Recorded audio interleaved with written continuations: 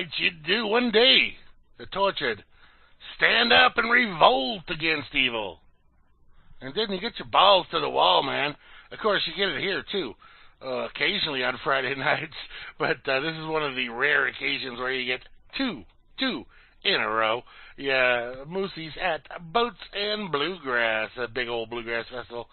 She is loving it, no doubt, up there. And you are stuck, once again, with me, Grimnir, right here on RealLibertyMedia.com on a Friday night. It is September 22nd, 2017. And today, we want to send out the happiest of happy birthday wishes to both Flash and Sock Puppet. Great members of the RLM crew here. Members of, I don't know, whatever. They people come in here and they talk to us and they help us out doing stuff. Flash does radio shows and stuff like that. Sock Puppet gives, helpful hints on various bots and other coding stuff and has his own little network over there. Anyway, happy birthday to you both. Anyway, welcome to the show. We are live tonight on RealLibertyMedia.com on Channel 1, the Freakers Ball page, with the Balls to the Wall program. We're also live on the RLM audio stream, which goes out all over the place. RLMradio.xyz, RealLibertyMedia.com. It's on the RLM tune-in station, on the RLM internet radio station. Tomorrow, after I edit the broadcast down, I'll be posting it up on Freeker, which it'll go on over to the YouTubes as well. So, yeah, we get on out there with the show. But if you want to hear the music, you got to hear it live, because that's all taken out. So anyway, howdy to welcome everybody, whether you're listening over there, people from Minds.com or Twitter.com or Freedoms Network. Yeah, that's our social network there, freedomsnetwork.com. And I know there's folks over there tuned in this evening. I don't know who y'all are, but I know you're out there tuning on in. I think most of y'all tend to go to the audio stream rather than the video stream. I see a Moses Lake entry. Hey, Tessa. Anyway, so welcome to y'all over there. Welcome to the people in the corner pocket over there on the irc.crushadrun.net. And anybody that's tuned in over there, good to have you with us. That's Sock Puppets Network. Anybody on Star C? Probably not, other than those that are also here in the Real Liberty Media chat, which is where it all happens. This is where you make requests at. This is where you get to talk to the folk and hear the whatever. Just come on over to the chat here, and you can do that right there on the show page, the Freakers Ball show page, because it's right there underneath the video.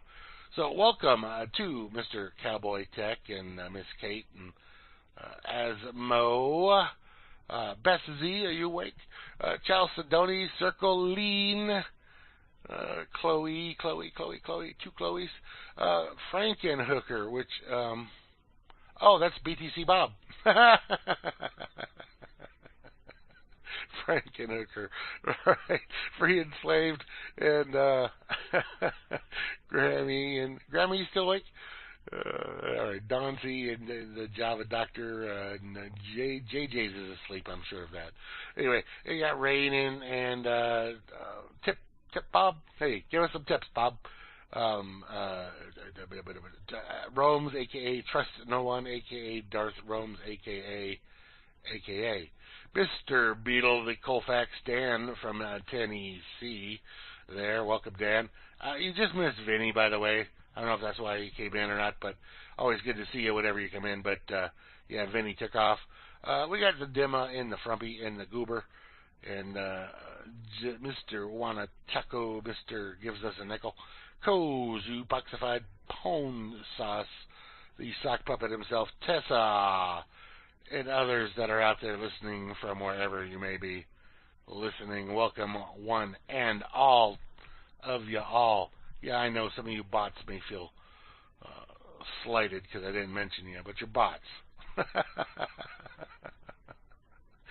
Anyway. Oh, well, that's good, Dan. hear that. I don't know why, but yeah, that's cool. How do you get the videos to work? You just go to the video channel, and they work. With any luck. With your fingers crossed. Oh, boy. Press play. There you go, Box. All right. What was I going to tell you about? Oh, yeah, that's right. Tomorrow. It's been a fun time over these past few weeks. You know, it's been a fun time. We've had our hurricanes. We've had our earthquakes. We've had all kinds of bad stuff going on. People here, several folk here in the chat have been directly affected by these hurricanes. Well, at least Irma, anyway. And there was, over there in the Texas, the Harvey, he directly affected several folk over there that we know that are here in the chat as well. So both of those hurricanes did some direct effect to some people that we know. We still got another, month or so of hurricane season. So that's been a lot of fun. And then, of course, we had the solar eclipse. That's not a month ago, I guess. Yeah, I think it was a month ago today. Anyway, then, what else was I going to talk about? Other bad stuff that's happening. I don't know. That's been happening, but all that's kind of gone by now, and we're all in pretty good shape. Everything's looking sunny and rosy, and the fall started today. And there's no play button. Oh God. Anyway, so tomorrow apparently, and I'm not sure the exact reason. It's got something to do with some kind of Bible passage and the Virgo's in the sky with 12 stars on her head. I don't know. But tomorrow, for those of you that were unaware, is apparently, once again, the end of the world. Now, on the Freeker's Ball Show, or Balls to the Wall Show, all the various shows that have gone on throughout the lifespan of Real Liberty Media here, we've been through many ends of the world. And you can go, I guess, as far back as far as this is concerned here, as far back as the Mayan calendar running out of days, which was supposedly, it ran out of days. That means what? End of freaking days. But no, that didn't happen. Anyway, there's been several ends of the freaking world. She gives birth. Only missing part. I was pretty close, huh? Good. Dang. All right. I didn't read anything about it. I just been hearing little bits here and there, and I didn't really pay attention to what's causing the end of the world this time because, well, it just don't. As I like to say, the end of the world is always tomorrow. And today, it is actually tomorrow. Of course, it's not, but, you know. Sounds cool. Anyway, so after making it through all of them terrible things, yeah, it's tomorrow. Of course, it could actually come, I don't know, if Trump wants to nuke Kim or Kim wants to nuke Trump. There's so many options and availabilities out there. It's just too much to consider.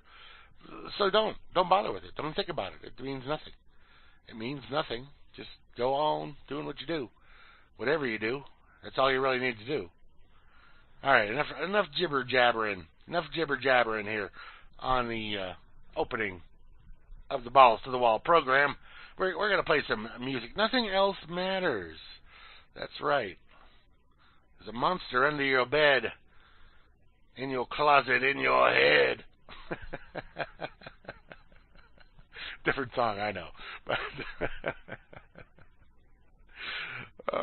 let's kick it off with Lemmy and the boys over there from the Motorish Head, covering a little bit of Stones for you.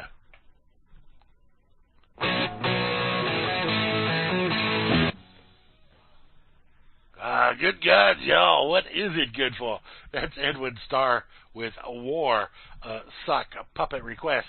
Before that, we had Judas Priest doing The Sentinel, and kicked it off there with Motorhead and Jumpin' Jack Flash. Yes, indeedy. So, as I was talking about, look at this guy refresh. As I was talking about prior to that set there, that the world's going to end tomorrow, according to people. Apparently, it was one person that decided that the world was going to end tomorrow. And now he says, so sorry, never mind. I didn't really mean that.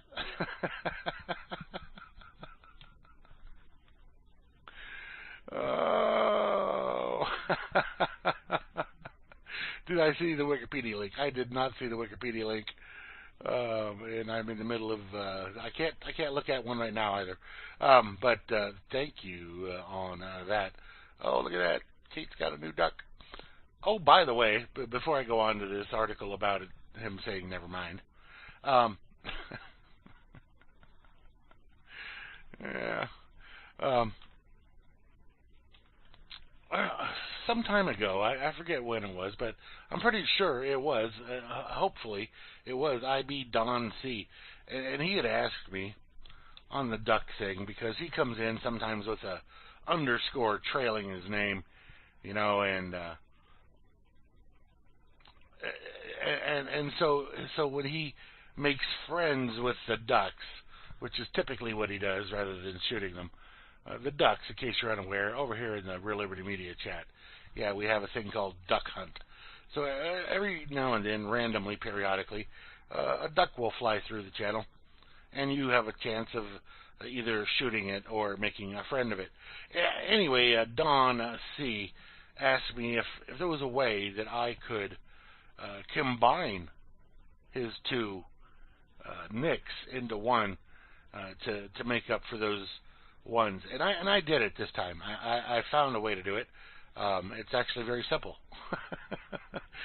I found out that the FlukeBot uses SQLite, so I just used a basic SQLite interface and combined it. Now, don't think that I'm going to be doing that on a regular thing. I just wanted to see if I could do it, and I did it. So if Don looks at his duck numbers soon, then he'll see that he's got more ducks than he thought he had in his pond. I guess they're in his pond. He's got a big old pond. Anyway, so the man who said, who predicted the world would end on September 23rd says, oops, never mind. Yes, the end is still nigh, just not quite as nigh as it was earlier this week, a doomsday writer says. David Meade, who claimed the world is ending tomorrow when a mysterious planet collides with Earth, not just blowing on by, colliding with Earth. And then I was listening to a guy on Coast to Coast AM a couple of nights ago, I don't know, last night, sometime. They all kind of run together. Anyway, so this guy on Coast to Coast AM saying that Nibiru, the Planet X, is supposedly 5 to 7 times the size of Earth. Gooberzilla says bigger than Jupiter. I don't know what multiplication factor it takes to get Earth to Jupiter, but the guy on the Coast to Coast program said 5 to 7 times the size of Earth. Anyway, David Meade, who claimed the world's ending tomorrow when the planet collides with Earth, is now backtracking, backpedaling, saying, ooh, but maybe not, on the calamitous claim. Meade said the world won't end on September 23rd after all. But instead, he said, tomorrow will only mark the beginning of a series of catastrophic events to occur over several weeks. So it's just the beginning of the end. Jupiter is huge. Yeah, Jupiter's a monster. You sure you didn't mean Saturn? Anyway, The world is not ending, but the world as we know it is ending. And I feel fine.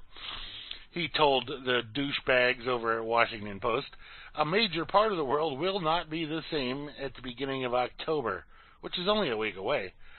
Mead said his prediction is based upon verses and numerical codes found in the Bible, specifically in the apocalyptic book of Revelation. Wonder what Daniel had to say about all that.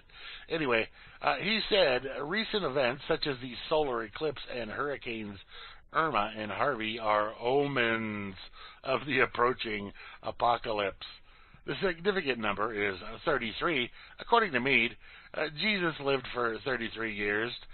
The name Elohim, which is the name of the God for the Jews, I guess they have their own, was mentioned 33 times in the Bible. He said it's a very biblically significant, numerologically significant number. I'm talking astronomy, I'm talking the Bible, and merging the two. September 23rd is also 33 days since the August 21st solar eclipse. Mead has also built his theory on the so-called Planet X, which is also known as Nibiru, which he believes will pass Earth on September 23rd. So it's out there somewhere, we just don't see it, we can't detect it somehow? This big-ass planet, and it's just going to bypass Earth tomorrow? Okay, this will cause volcanic eruptions, tsunamis, earthquakes, he claims. NASA says, yeah, there's no such thing as Nibiru. It ain't out there. Of course, you can't believe anything NASA says. They lie about everything.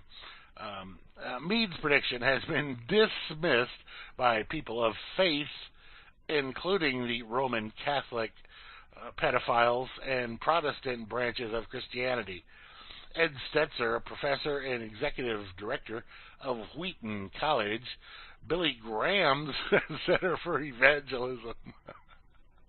Well, there's a name you can put in your pipe and smoke. Billy Graham slammed Mead's theory on Friday, calling it fake news. you think? And asked Christians to be critical. It's simply fake news. That's a lot. That a lot of Christians believe the world will end on tomorrow. Setzer, not Stetzer, whatever, wrote in Christianity Today.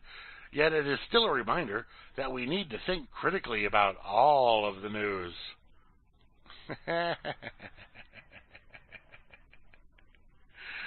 Oh, I love this stuff, end of the world stuff.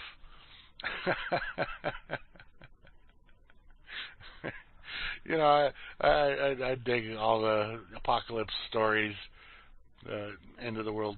Yeah, did you guys ever read The Stand? Did you ever read the book The Stand by Stephen King? I'm telling you, that was such a great book. That was awesome. Definite end of the world, good versus evil type stuff going on there. That was like you dive into that book. It's over 1,000 pages long. And yeah, it takes you a while to get to read it all, but and they did do a couple of adaptations for it for TV. I don't think it was actually a cinematic film made for it, but they definitely did a couple of adaptations, or at least one adaptation for television on it, which left a lot to be desired.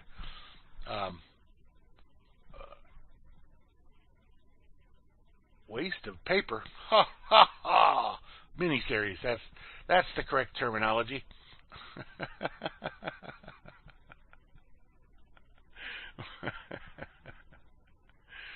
Now many people may have thought back in 1963 when President Kennedy was murderized that the world was coming to an end. However, of course, that didn't happen either. I liked Rose Red, too. That was good. Yeah. I like most Stephen King stuff. Anyway, except his political opinions, of course. Anyway, according to this article in Raw Story, we are on the verge, the very verge, the precipice of learning exactly who really assassinated JFK. Pet Cemetery I like to, yeah. Sure, Cujo. Carrie, Firestarter, The Shining, Misery. Those are all fucking great. Anyway, so we're very fucking precipice of learning who killed Kennedy. Really killed Kennedy. Two senior Capitol Republicans, whatever that means, plan to introduce congressional resolution calling for full disclosure of U.S. government records related to the assassination of President John F. Kennedy in 1963. Oh, look, I still got that other thing on. I should have went back to my regular camera. All right. Representative Walter Jones and Senator Chuck Grassley will introduce their JFK resolution before the end of the month, according to Jones. I want to make sure that the information is owed to you, the American people, is made available, the veteran North Carolina conservative said in an exclusive interview with Alternet. The American people are sick and tired of not being given the truth. Well, if it was only Kennedy that you weren't telling us the truth about, that might be one thing, but you ain't telling us the truth about nothing. Anyway, the JFK Records Act of 1992 mandated full disclosure. Wait. The JFK Records Act of 1992, this is 2017. Huh. So this act is going to do something different, huh?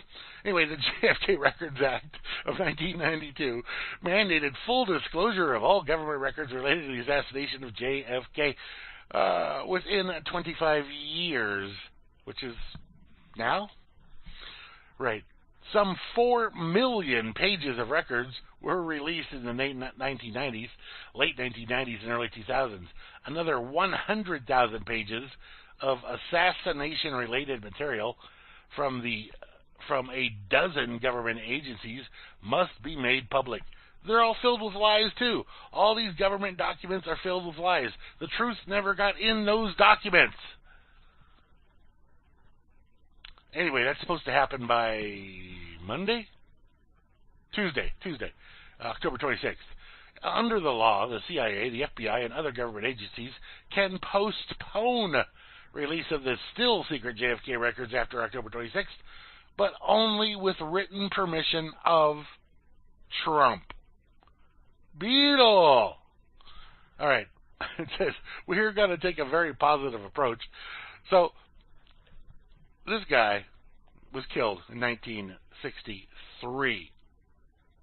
Here we are, 54 years later, still fighting to get their lies that they call the truth to be released.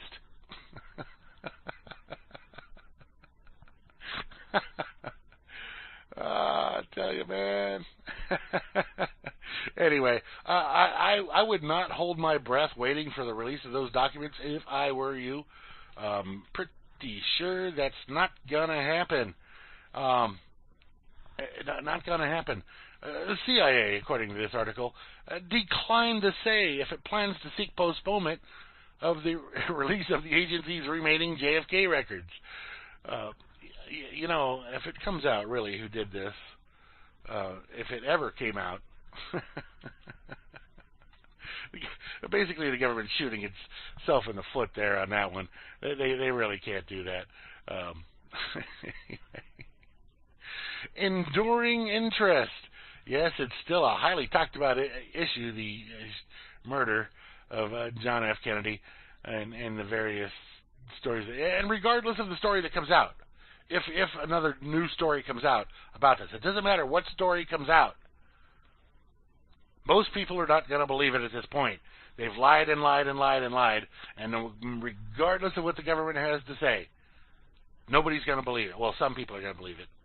we do have the Hansels of the world that believe whatever the government says, that probably think he was actually killed by that one guy, Lee Harvey Oswald.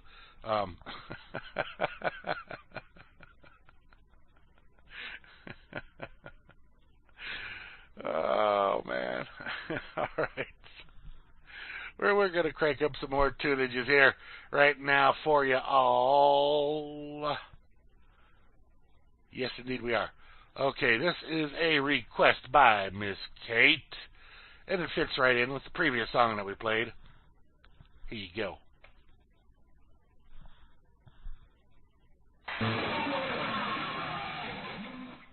Oh, yeah, a little bit of, little more of, I should say, Judas Priest there with for you, Screaming for Vengeance from the Yes Festival back in 1983. I went there. It was a good show. Anyway, before that, we had the Animals. We got to get out of this place. Gotta get out. This is a Chloe request, Miss Chloe. And kicked it off there with a Kate request again, as I said. What are we fighting for? Country Joe and the Fish. Yeah, at Woodstock. Give me an F. Give me a U. Give me a C. Give me a K. Oh, man. Yeah, love that stuff. All right. Where was I? Oh, right. Right. That's where I was. Well, let me tell you a little story about adventures in IRC scripting land.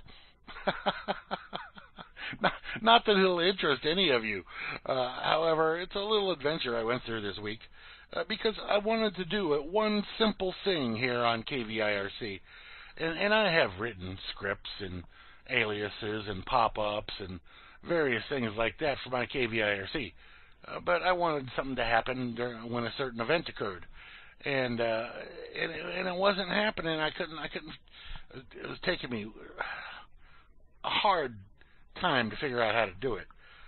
So I installed another application that promised it would be closer. It had Merc style scripting, it said.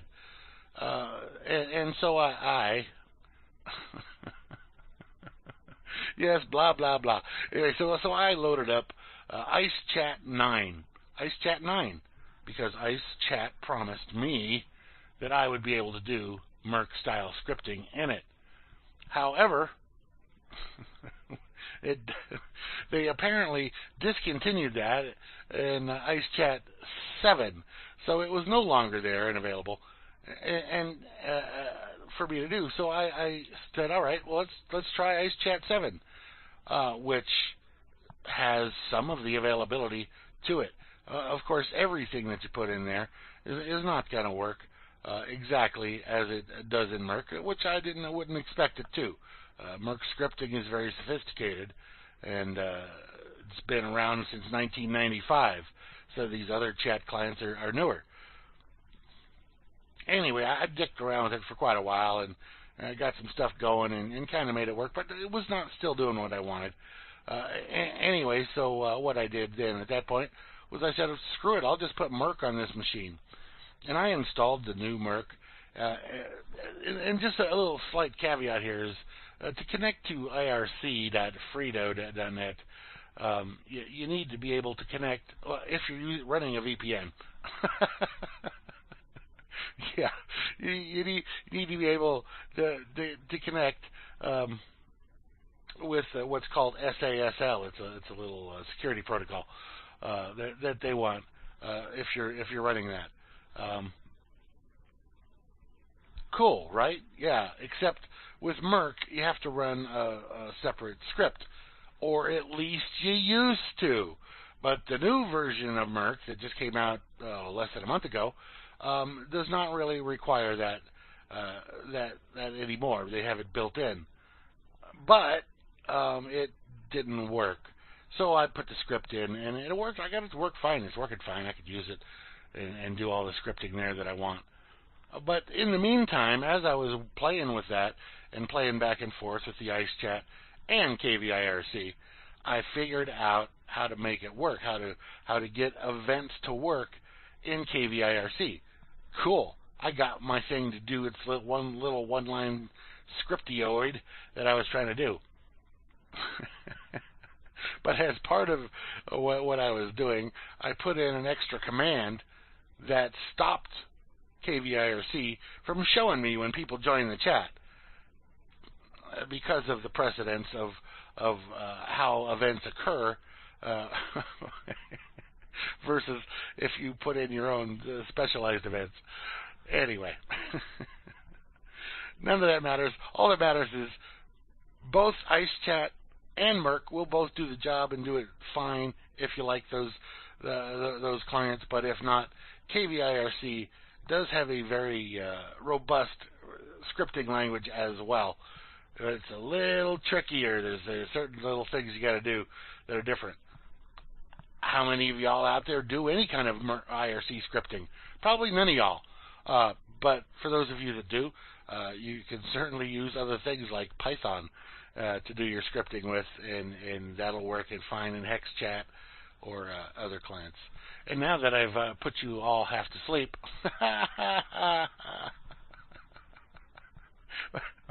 let's go see if I got any other news stories here. Oh, that might be a little more interesting. Oh, yeah, this. Let me tell you this. You knew this was coming. It had to be coming sooner or later. It was coming. And you may have come across in certain places where they have what they call oxygen bars. You ever been to a place where they had an oxygen bar? You just basically go into a little tent there, and they pump in fresh oxygen. Which, of course, if you go into the casinos at Vegas, they do that there too, to keep you awake all night. keep that money rolling out. Anyway, but since the advent of bottled water, or at least since it gained popularity, I knew this was coming, and now it is here. Let me tell y'all what this is. yeah. Well, yeah. So some beer is pretty much like water. Switzerland to bottle fresh air to sell to residents. That's right. A Swiss company has begun bottling fresh air in Switzerland in order to sell to residents living in polluted cities for huge profits. According to the company, air collected from around the Swiss Alps will be compressed into an aerosol can and shipped to places like India and China. RT.com reports a 7-liter can costs basically $21 and contains enough air for about 120 breaths. $21, 120 breaths, which is about 10 minutes of use. 10 minutes, $20 to breathe.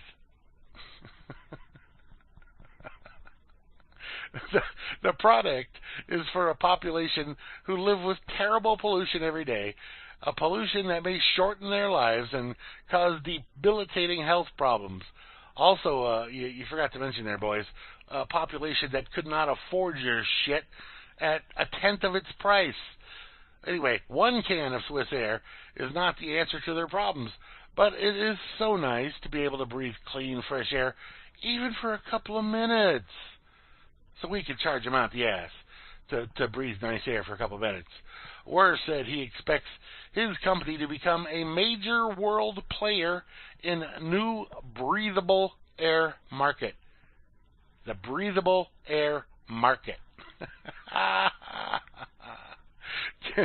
Confirming the first batch of orders has already been completed, he added the company is seeking investors to facilitate its rapid growth.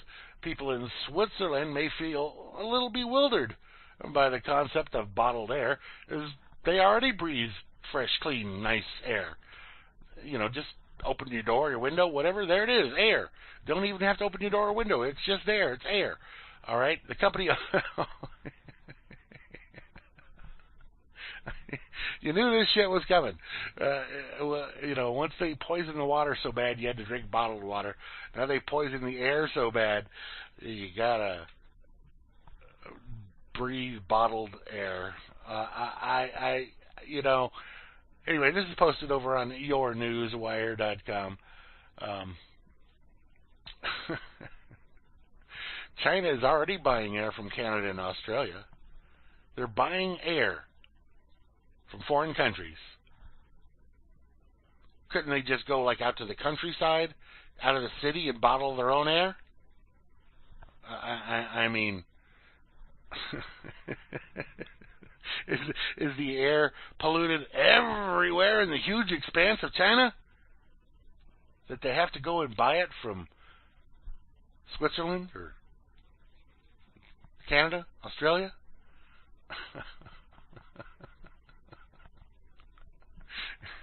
10 minutes for $20.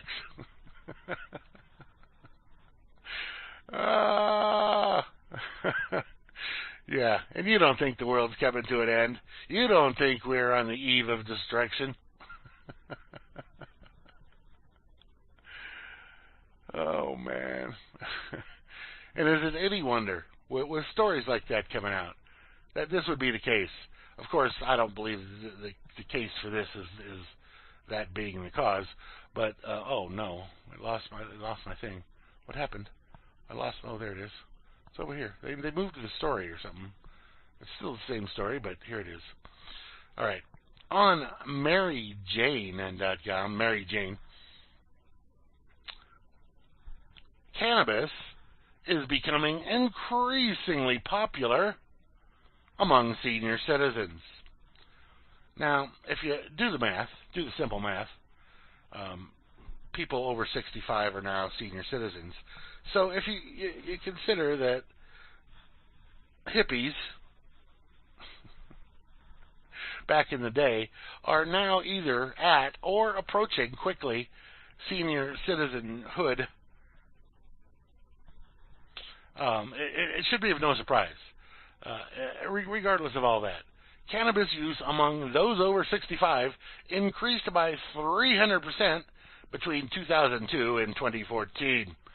The number of senior citizens who are using cannabis is on the rise, according to national and state data, signaling the need for more research on how cannabis affects the aged. The aged. They're talking about me here. I'm not 65 yet. Anyway, cannabis use is among those over 65 has increased by 300%. Demographic data from Colorado confirms the percentage of seniors who are registering for medical marijuana cards has also been steadily increasing since 2014. And as of last month, 21% of all medical marijuana users in the state are over 61. University of Iowa professor Brian Caskey, along with Dr. Sarah Qualls at the University of Colorado at Colorado Springs, recently won a $97,500 grant to study how older adults use cannabis. Now, raise your hand if you are over, we'll say 55, and use cannabis or would like to be using cannabis. Yes. Oh boy. The researchers are conducting focus groups throughout Colorado to collect information on older cannabis users. Caskey said that there is a relatively large amount of data on cannabis use amongst minors and younger adults, but little relating to us old folk. Now, here's the thing. Like I said, with stories like that last one, where you got to buy bottled freaking air in order to survive, or also the fact that the hippies are now either at or quickly approaching senior citizen status, should it be anybody's surprise that older folks are using marijuana? Marijuana, a great substance. Well, call it cannabis. Don't call it marijuana. Marijuana is like some kind of nasty term for it created by the evil government.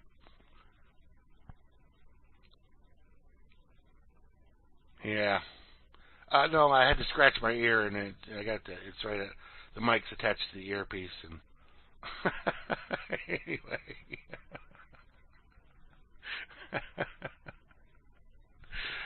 Oh boy. Anyway, let's do some more music.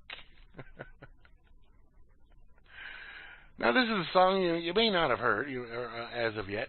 It came out on July 27th off of apparently, I don't know if it's a new album or just a couple of new songs put out by Mr. Mick Jagger. Yeah, the Clean Air Act had nothing to do with clean air, absolutely. They always name the things basically opposite of what they're about. All those government agencies are totally corrupt. Anyway, so this song, here we are. This song here, no one really wants to believe their government is inept, corrupt, fraudulent. No, I want to believe in all those things, and I have no problem believing all those things because they're all true. Anyway, this is well, listen to the lyrics closely, close enough on this song. It's called England Lost. It's by Mick Jagger.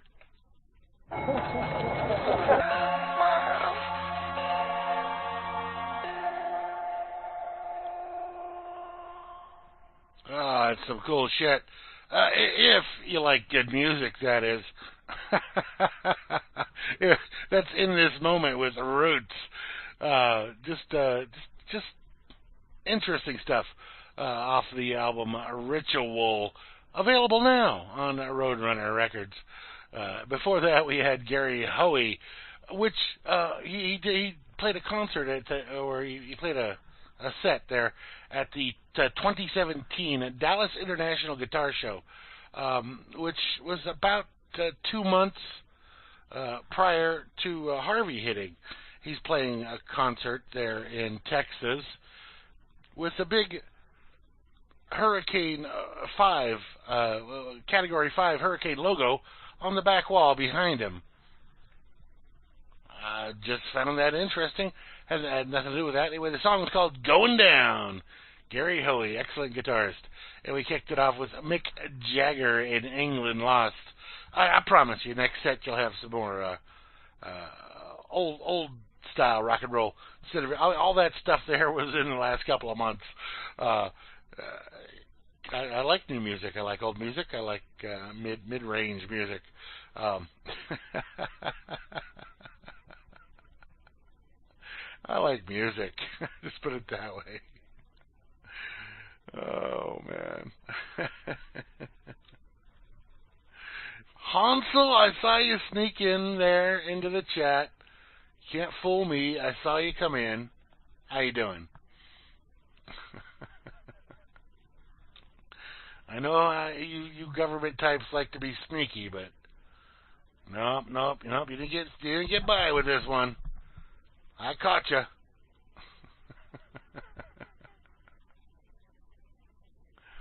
Whoa, what happened there? All right. See, sometimes I have this weird peripheral vision where it looks like things are moving around, and they aren't necessarily moving around. It's just the way it comes out of the corner of your eye, kinda. So anyway, let's slide this over there, and then we'll do it that way. Yeah, that'll work. That'll be good. All right, we saved all that? Yeah, we saved all that. Good to go. You were not born yet. 1972, I was 12 years old, or at least turned 12 during that year. I'm not sure what month Pong came out, but I turned 12 in August, so... yeah, I played Pong. I played all those games. We used to play I worked at this place, some of you may have heard of, called General Dynamics. And on the computers there, it was kind of part of the operating system, which I'm not even sure what operating system it was. But we used to play the text-based before. Well, no, there were video games out already, but not there was no internet really yet.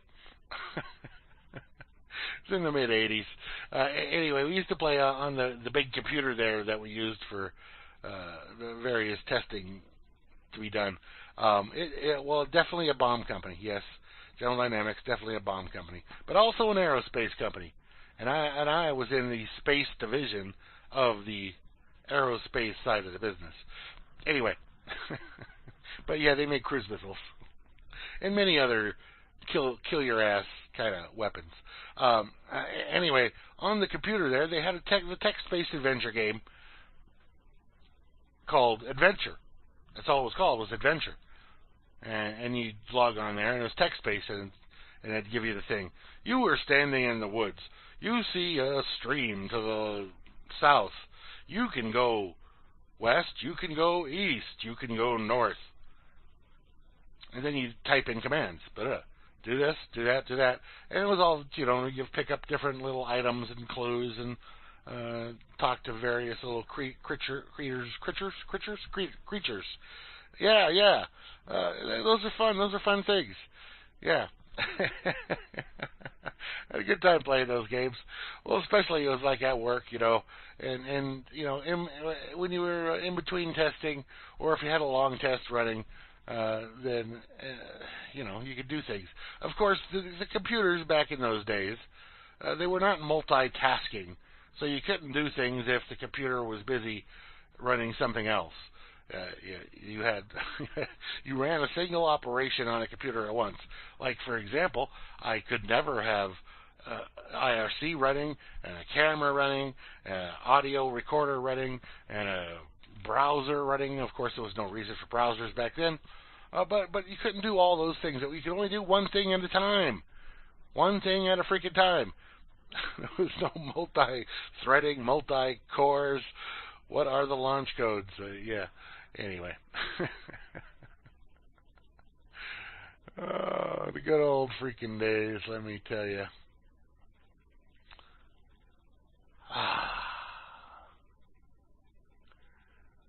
Okay. Canadians. We got some Canadians here. Hey, I thought I clicked you. Where'd it go? Click, I say. Damn clicker. Not clicking right. All right. CannabisBusinessTimes.com. CannabisBusinessTimes.com. Prime Minister Justin Trudeau says he will not ask for changes to U.S. borders marijuana rules. Canadian travelers can face severe restrictions entering into the United States if they admit to cannabis use. Sounds easy to me. You just fucking lie.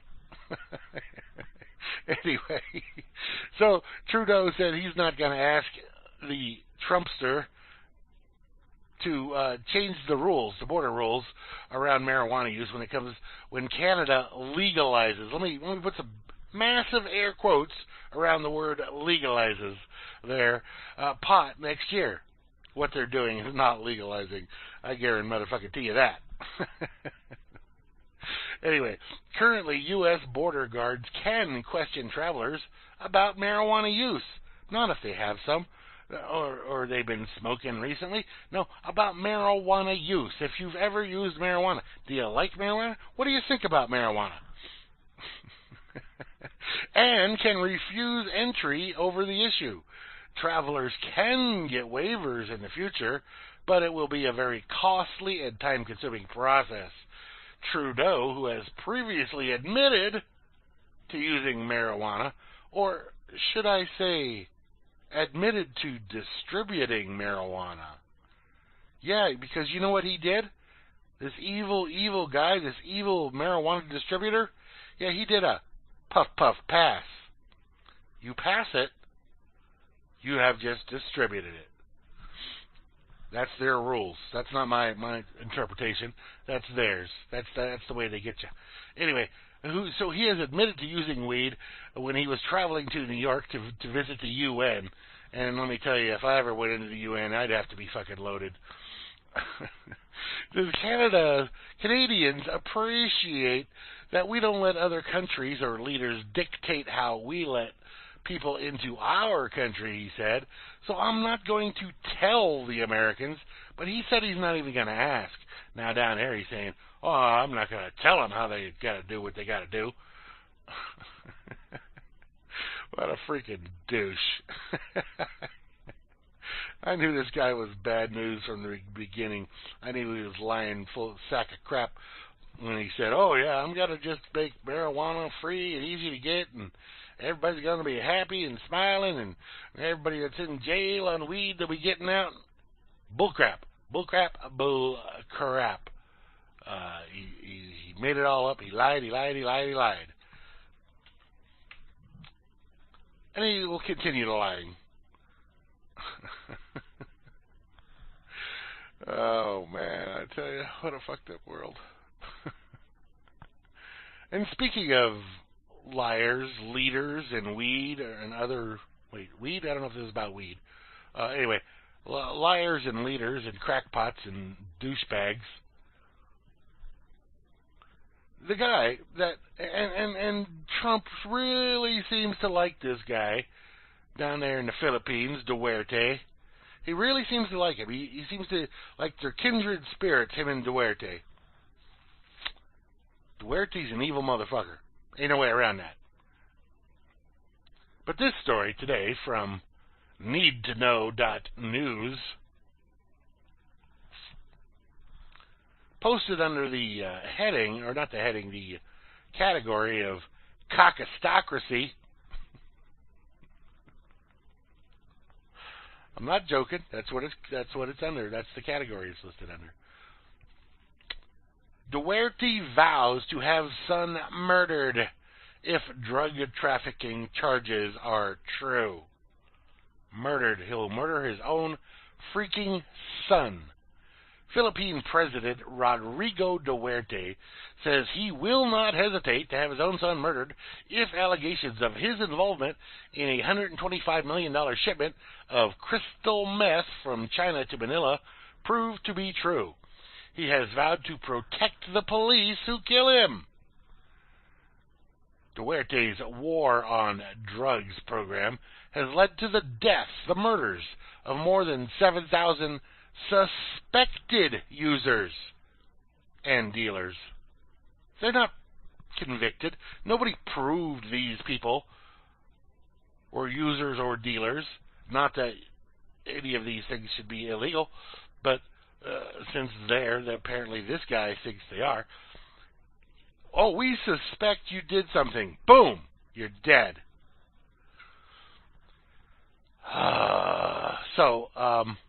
I said before, my order was, if I have children who are into drugs, kill them.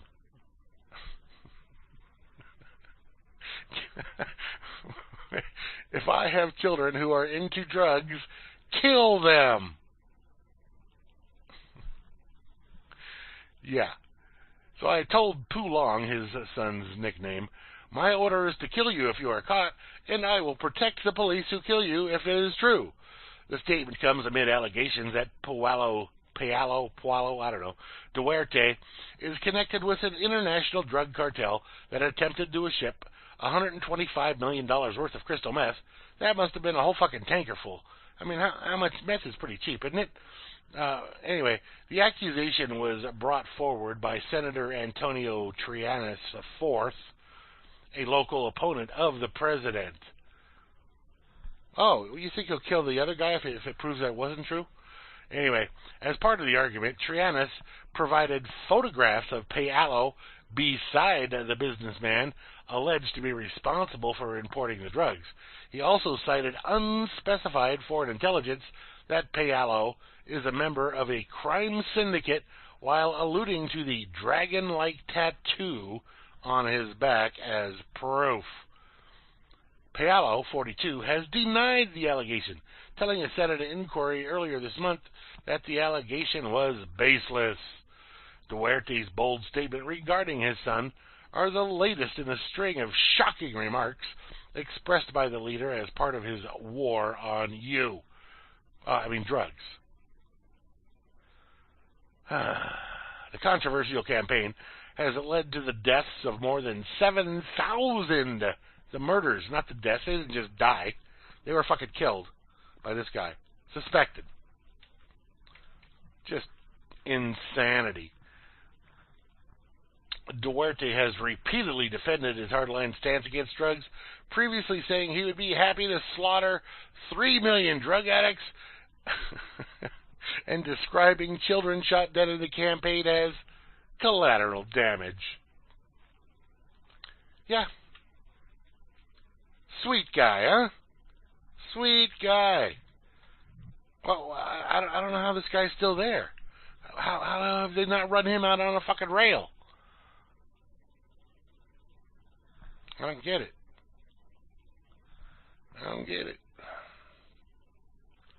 But that's the way it is. That's the way they are. Yeah, no, don't make alcohol legal, Beth. Just make government illegal.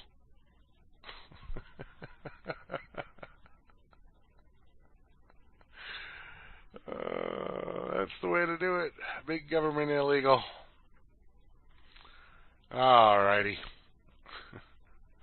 Let's do some more tunes here. After a story like that, need something to take me out of that mind. Alright, this is another request by, not by you, Chloe, by a Kate.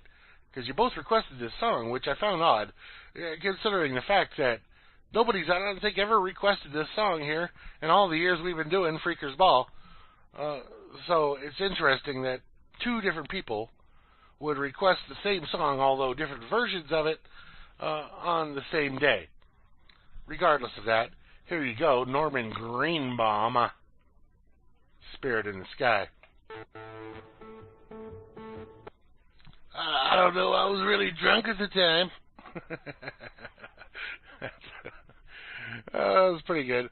That's the Pink Floyd money supposedly synced with Dorothy arriving in Munchkinland from the Wizard of the Oz movie. I don't know how well it was synced or not, but it was entertaining. Enjoyable enough there. That was a Cowboy Tech request. Yes, indeed.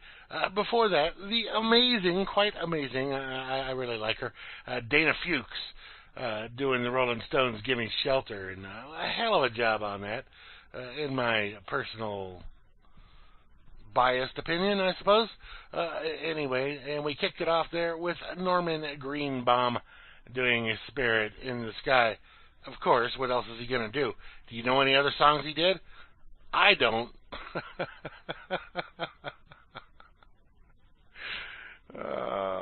Maybe there are some, but I don't know what they are. Look at this. This is interesting. We'll put this in there. I've heard this song, but not for like many years.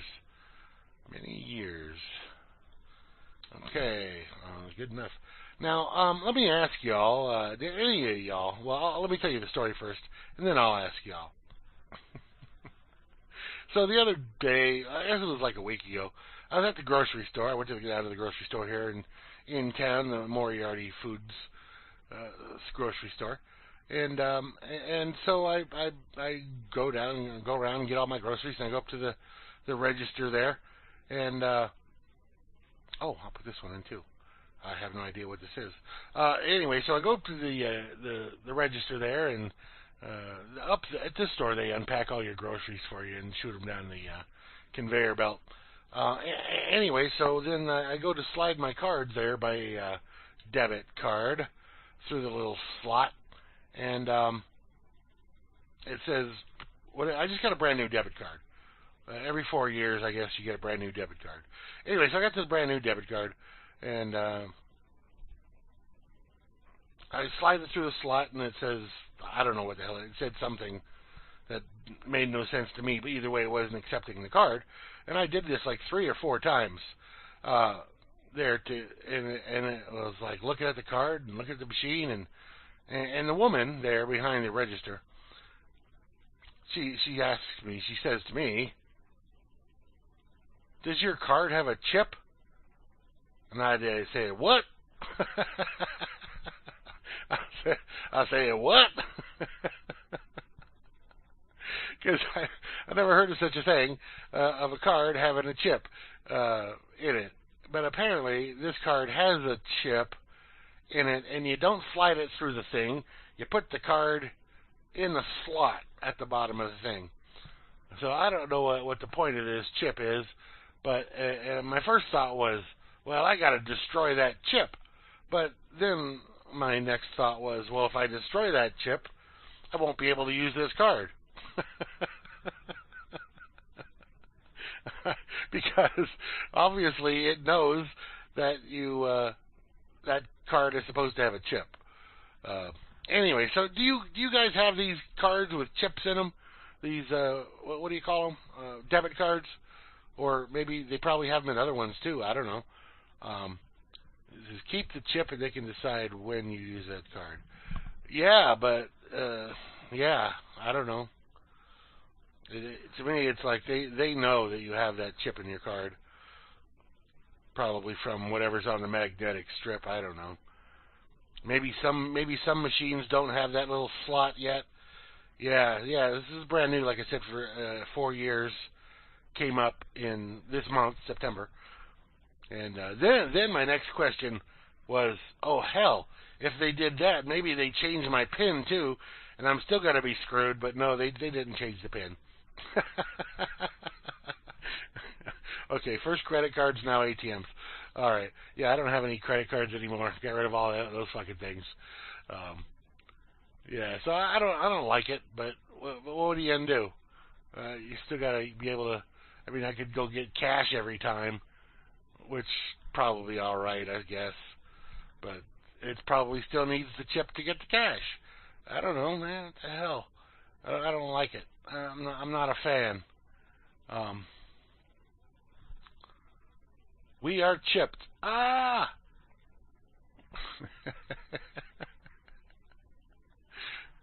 All right, what is this story here? Oh!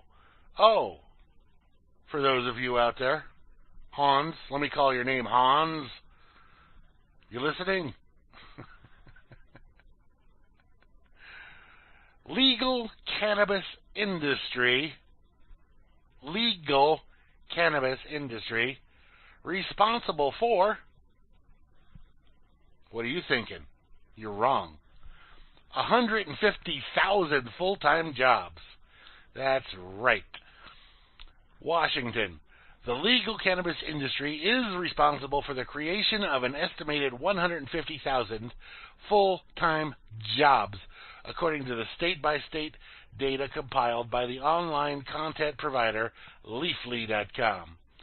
The analysis identified 149,304 full-time jobs supported by the legal marijuana industry.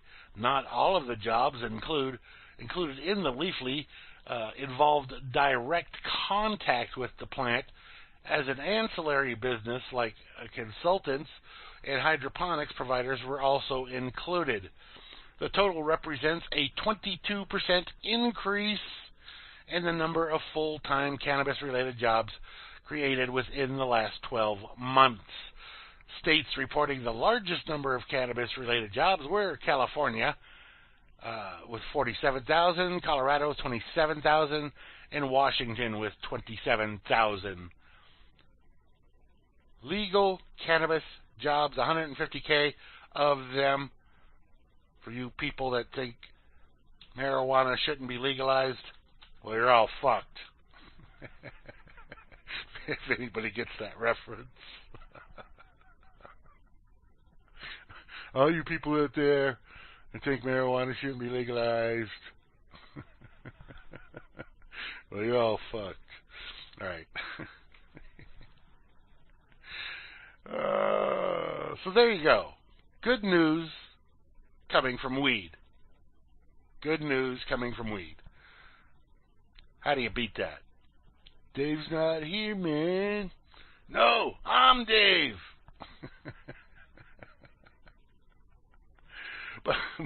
But speaking of debit cards, I should have covered this one before I did that last one, since I was talking about debit cards. And we'll see how this works out.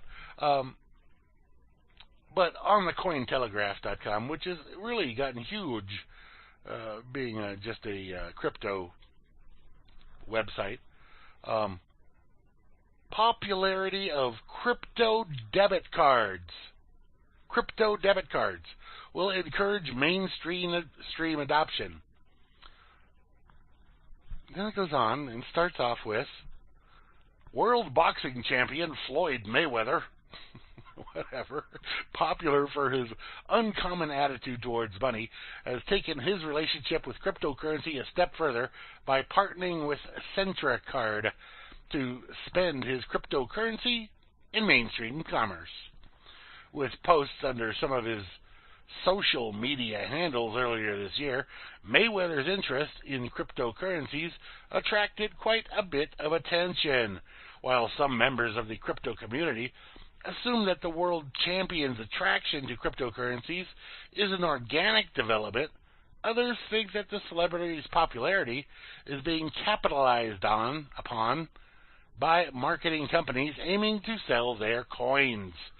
Whichever opinion takes today, Mayweather's involvement and ownership of cryptocurrencies remains an undeniable fact. Crypto debit cards are becoming popular, a class of product that is currently growing in popularity. I can almost talk. Within the crypto world is debit cards that allow crypto holders to spend their digital currencies in the mainstream commercial environments. Accepted in most countries where regular fiat-based debit cards are effective, crypto debit cards offer users the flexibility of managing multiple cryptocurrencies and fiat money at the same time. Since digital currencies are more or less borderless and not restricted to particular governments, crypto debit cards also serve as a convenient tool for travelers due to their easy conversion to different major currencies. CEO of Thrive, David Mondras, describes crypto debit cards as real lifesavers. Mondras explains that such cards allow the users the flexibility of using their crypto wallet for retail purposes. Now, let me tell you, I would guess you'd have to load the card up with your crypto before you went out and tried to do this spending, because when you, like, say you have some money in a Bitcoin wallet, and I'm talking specifically about Bitcoin because this doesn't follow through for any of the altcoins that I've seen, because altcoin transactions happen really quick. Bitcoin transactions take a while, and so I'm assuming you have to load these cards up with your crypto before you go out to spend it. That would be my assumption on this. Anyway, of the available crypto-enabled debit card services, Mayweather's recent tweet reveals his partnership with CentraCard, a service that supports a wide range of cryptocurrencies such as Bitcoin, Ethereum, Litecoin, ERC20 tokens, Ripple, Zcash, and Dash. And other than Bitcoin, I have none of those others. I have plenty of others, I just don't have those others. Anyway, links between crypto and mainstream commerce have been identified as vital aspects of cryptocurrency development. This is because such links are expected to encourage crypto adoption by a wider society. And if America's got one thing, it's a wider society. These links come in the form of user interfaces such as apps and debit cards. Some of the other crypto debit cards are BitPay, Visa debit card, Zappo debit card, CryptoPay debit card, and Coinbase Shift card, whatever that is. Okay. Anyway, there's more to the story. You can read it if you're interested. If you have cryptos, if you like cryptos, or if you've ever considered getting into cryptos, cryptos are good. I mean, you know, it's not, there are no central control on these things, although they keep trying to make more and more central control on these things. At this point in time, there's no central control. So let's hope it stays that way. Although, of course, anybody can create their own crypto. That is the key. No central control. No bank owns it. everybody that owns the crypto owns the currency, and that's all there is on that. Oh, and something else I ran across, which some of you may have an interest in. I don't know. I had an interest in and a need for this particular function because it turns out, as it turns out, and I may have talked about this subject on previous occasions, as it turns out, if you do not have a cell phone, for some things you want to do, you're screwed. You can't do them. And one of those things is to use 2FA, or second factor authentication. Is that what it's called? Yeah, something like that. For certain websites or functions on those particular websites. Without a cell phone, you can't use it. So you have to use this thing. Your cell phone's supposed to like scan a barcode, a QR code, things like that, and there was no way to do it. I got this little tablet that I tried to do it with. I downloaded their little Google Authenticator thing, and it didn't work. It just didn't work on my tablet. I don't know why. Whatever, it wouldn't work, and it was like, all right. And then they try and send you a text, but they don't send normal texts. They send specialized kind of text that, because my VoIP service accepts texts. I could get texts from people like Moosegurl could send me texts, or various other people can send me texts. But for whatever reason, through various websites, I found that they cannot send me texts. Or they say they're sending text and they never comes. I don't know. I assume it's because they can't. They're doing something different. Either way, there's a program that you can load down onto your Windows computer or onto your Linux computer, because it will run under Wine just fine. And it's called WinAuth, and I'll give you the link here. How to use WinAuth as a Google Authenticator, and it's really cool. A little app that you just install, and then you can tell it where the barcode's at, or sometimes they give you a code to use in place of a barcode, so that you can do the 2FA authorizations for those things that you can't do it for otherwise. So there's that, and also let me give you the link for the actual app, although the link is in there, I do believe. I'll give you that to you separate. The program's called WinAuth, and it's pretty neat. Let me just copy this over here and get this there. And you may find it useful at some point. Most of you probably have cell phones, right? So it's probably just another one of my personal issues, because I don't have a cell phone, and I have no interest in getting one. Anyway, so you just use this little application, and you can authorize yourself just as if you had scanned a QR code or a barcode. So Gates, I would be the opposite of Gates. Anyway, it's a neat little app, and I think you'll like it. If you might like it even if you do have a cell phone, because that way you don't have to try and scan it with a cell phone. You can just load up the app and use it, and it'll save your 2FAs in there, and it works for various different schemes that they use, and it'll save them, and then you just run it, and then it's much easier than waiting for a text to come in. Like I said, it my little tablet's only got one camera on it, and it's on the side facing the screen.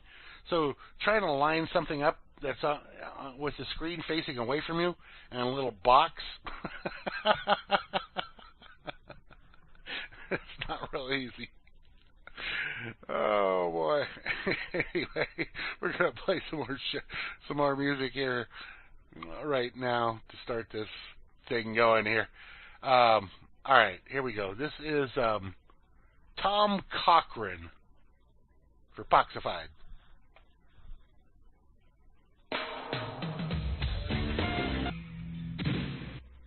It's a real shame the volume was so low on that video. Robin Zander really rips one, boy. He tears it up. Anyway, that was a Cheap Trick with The Ballad of TV Violence off of their first album. Great album, by the way. That's their, none of their albums even come close to that first album by Cheap Trick. But that's an awesome song off of a great album there. And before that, we had Mushroom Head with Womp. Womp. For Tessa. And we kicked it off with Tom Cochrane and Life is a Highway for Mr. Poxified. So that was that set there. Anyway.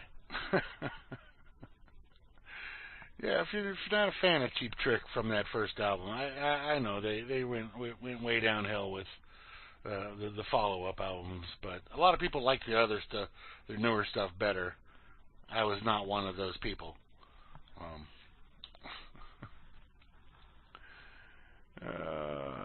Yeah. Oh boy, we got some interesting tunes here. Just trying to pick some out of the list for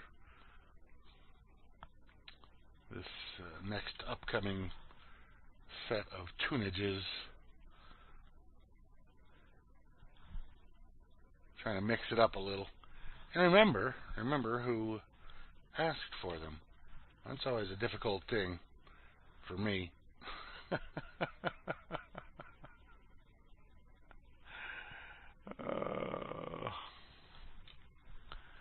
Yeah. See, I already forgot. Who did that one? I don't know.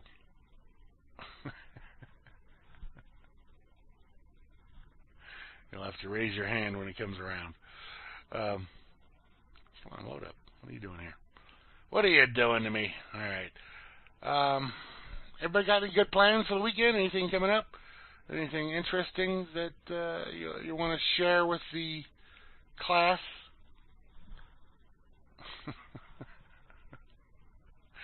Let's see here.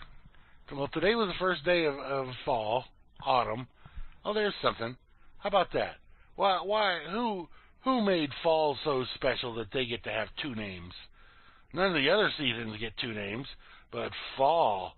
Oh, aren't you just a special little? Yeah, you get to be fall and autumn. Yeah, but the rest of the seasons, they just have to deal with having one name, winter, summer, and spring. Yeah.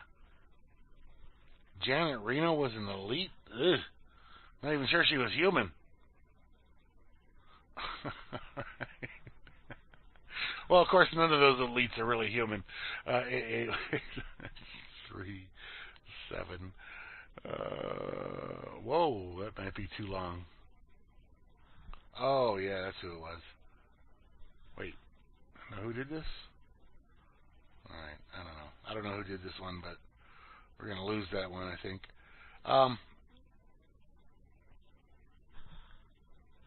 Yeah. Okay, that's fine. That's fine. That's fair.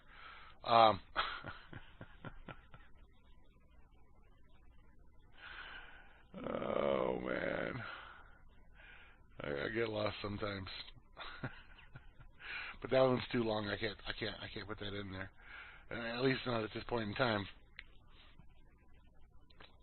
Oh, we'll do this one. That'll work. That'll work fine. All right. So anyway, tomorrow you got the Dark Table at noon. 12 and a half and 15, 16, 17. All right. So tomorrow you got, yeah, sure. Tomorrow you got the Dark Table at noon with Grammy and Flash. And then on Sunday morning, Sunday at noon Eastern, I'll be on. It's an early morning for me. It's 10 o'clock. Early morning. And then Hal Anthony follows me with Behind the Wood Shed. And Sunday evening is Gary L. and Gigi's Boo on the road less traveled, which rolls us on into next week, which is, why is my screen blank? I don't know, Chloe, why is your screen blank? I see everybody. Everybody sees you. So if your screen's blank, I know not why. I have no clue on that particular thing. Alright, I can clear that out, and I can clear that out. And, oh, somebody mentioned this to me earlier in the week. And let me tell you why. And I need to share this with you anyway. But let me tell you why first, and then I'll tell you what they shared with me. CC Cleaner. C Cleaner. I call it CC Cleaner just because they got 2 capital C's. It's called C Cleaner. If you use that program, and a lot of people do use that program, and usually almost every time you open it, it says, hey, do you want to update? Well, if you happen to update between the dates of August 15th and September 12th, almost a month worth of time there, then you got a malware. That's right. CCleaner had been hacked. Even if you got it off their official website, it was hacked. CCleaner hacked to distribute malware to over 2.3 million users. So if you got it between August 15th and September 12th of this year, this is on thehackernews.com, pay attention, your computer has been compromised. CCleaner is a popular application with over 2 billion downloads, created by Piriform, recently acquired by Avast, that allows you to clean up your system and optimize and enhance performance. It's a great little app, actually, for Windows users. I kind of prefer BleachBit for most things, and as well as it's consistent on both Windows and Linux. And I have no idea if it's for Mac or not. But if you got that, just check your version. The version of CCleaner 5.33.6162 and CCleaner Cloud 1.07.3191 were affected by the malware. So all you got to do is open your CCleaner, and you will see whether or not you got that on there. Yeah, CCleaner is useless on Linux. But, yeah, BleachBit works fine. Works great. Anyway, so let me give you that little link there on that. In case you happen to use the program and updated it between that point in time and wound up with one of those versions, then I don't know. I didn't look up the fix for it, but just know that you need a fix if you don't have one. I run Malwarebytes. Malwarebytes works great. Anyway, so this guy over on Freedom's Network, let me clear that out, told me about this other app. It's called Super Anti-Spyware, which he said he uses the free version, and that's great. I guess I'm sure it'll do a great job for you in cleaning up certain things, but with the free version, there's a lot of things you don't have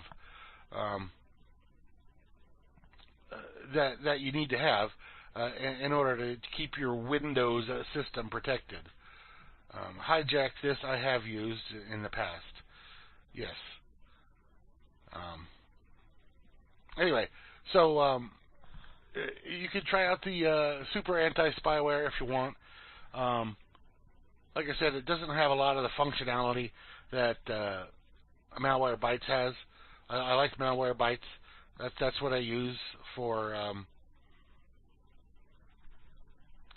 total system protection for Windows. It's a great thing.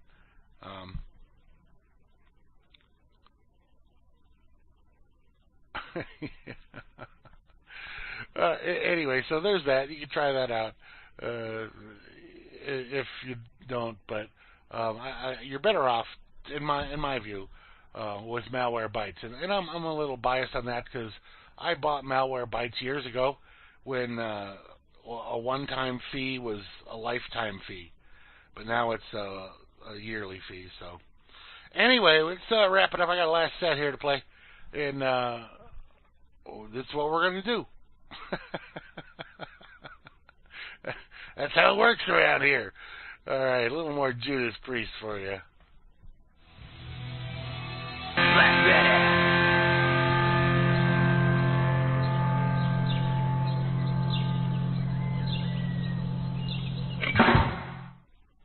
Black Betty. Yeah, it's Christopher Amoroso doing his version of Black Betty there for y'all to close it out for tonight. Before that, we had 10 Years After with I'd Love to Change the World, a Cowboy Tech request. Before that, the Cult Firewoman Poxified request there, and kicked it off with Judas Priest and Electric Eye. That's it, I guess. I guess I'm done. I don't think I got anything else for you. Y'all have yourselves a great weekend. Thanks, everybody, for tuning in, being in the chat, making requests, everything that y'all do, being part of RLM. It's all wonderful, and I love y'all for it. Peace.